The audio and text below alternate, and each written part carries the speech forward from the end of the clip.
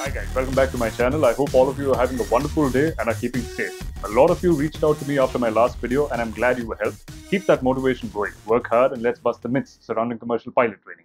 Let's dive right into our discussion for today, which talks about the most common mistakes made by CPL and ADPL aspirants while studying for the DGCA exams or exams for any other aviation regulator. Before we dive in guys, smash that like button. Your likes allow the YouTube algorithm to rank this video higher and push it to more aspiring pilots just like you.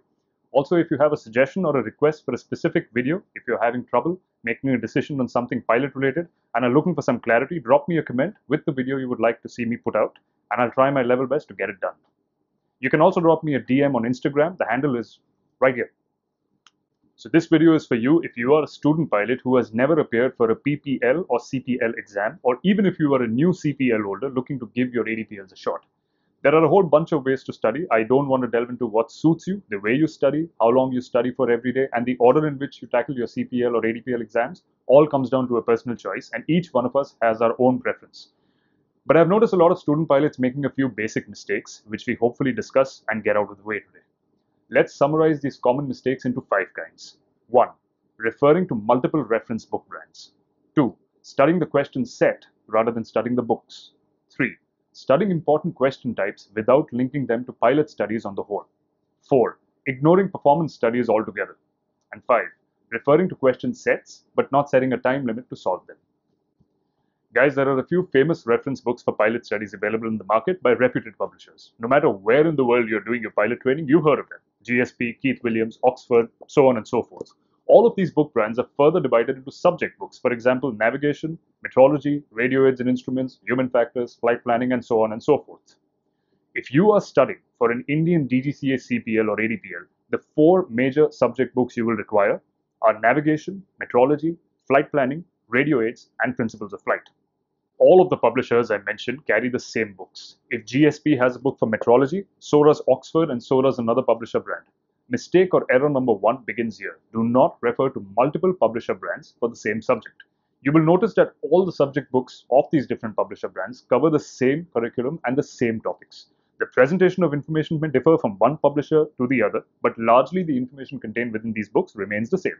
You're wasting your time by referring to the same subject book from different publishers.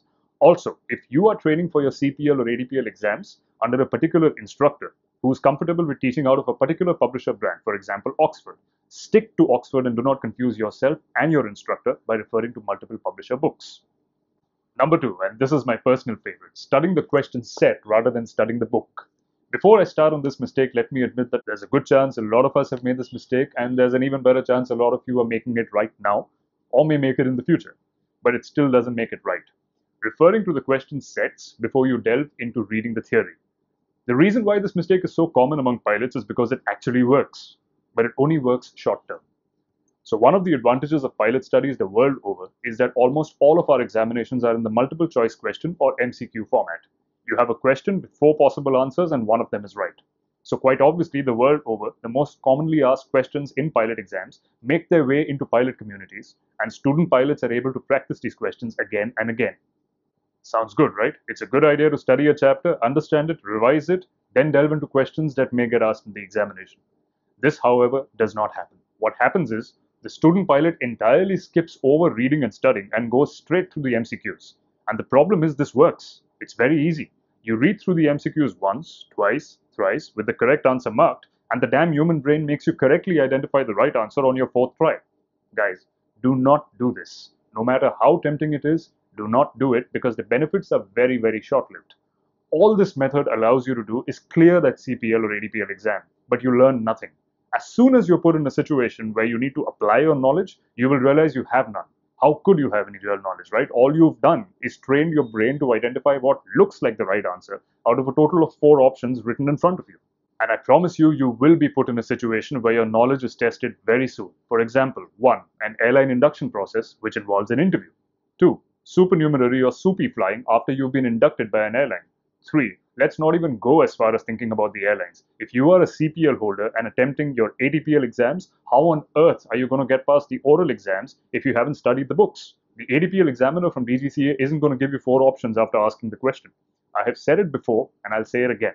I have a lot of respect for the way the Indian DGCA conducts the ADPL examinations because this is one of the only aviation authorities in the region that conducts oral examinations in addition to written examinations. All the more reason for you to not use this method of preparation while studying for your pilot exams. Don't do it. It's not worth it. Number 3, studying important question types without linking them to pilot studies on the whole. It's no secret that pilot examinations often comprise of a few common questions that are considered high scoring. For example, mass and balance, critical point and point of no return calculations, etc. A good student pilot starts linking these concepts to each other very early on in his training. Don't study them individually without any regard for its relationship to a very closely related process. A very simple example of this would be studying the theory related to critical point calculations, but not knowing the fact that the FMC or flight management computer automatically does this calculation for you in a modern airliner. Do not be a pilot who learns by rote. Be a pilot who practically applies what he learns to the larger experience of flying, so that by the time you're finished with your CPL or integrated ADPL, it all comes together.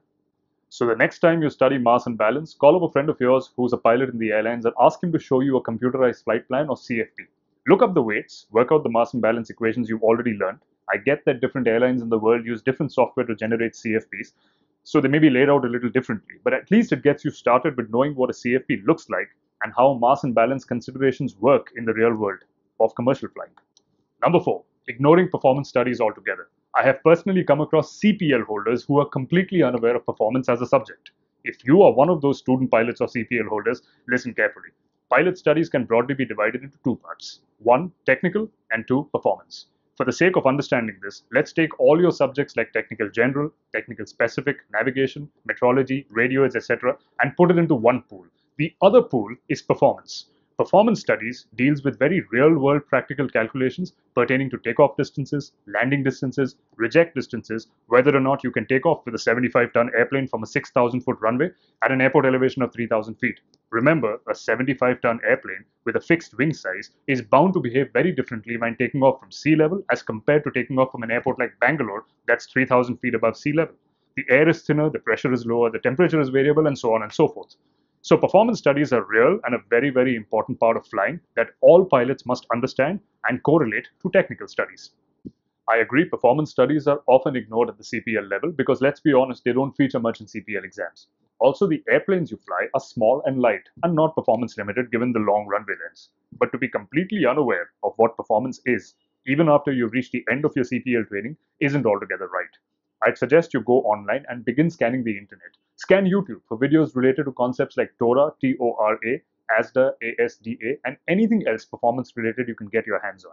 I promise your CPL training and the way you understand flying will be so much better, and your confidence as a fresh CPL holder looking for your first flying job will go up several-fold.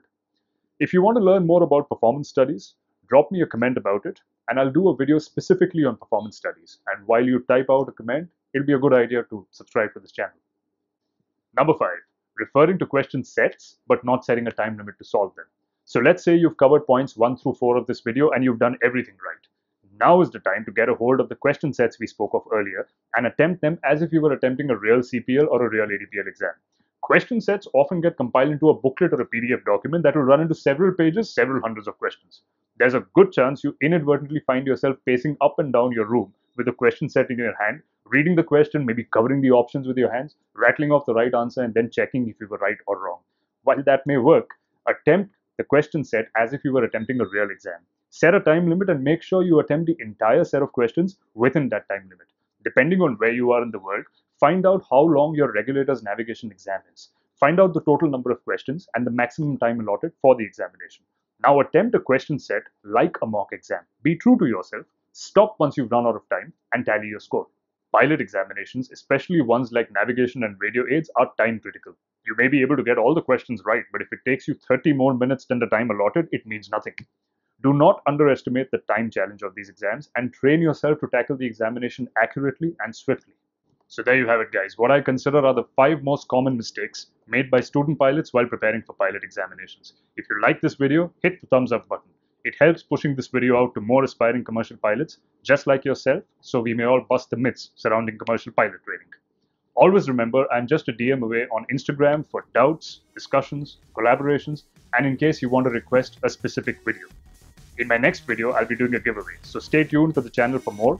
To enter the giveaway contest, make sure you subscribe to the channel, hit the bell icon, and as always, don't forget to hit the thumbs up button on this video. As always, guys, to safe skies and safer landings. Adios.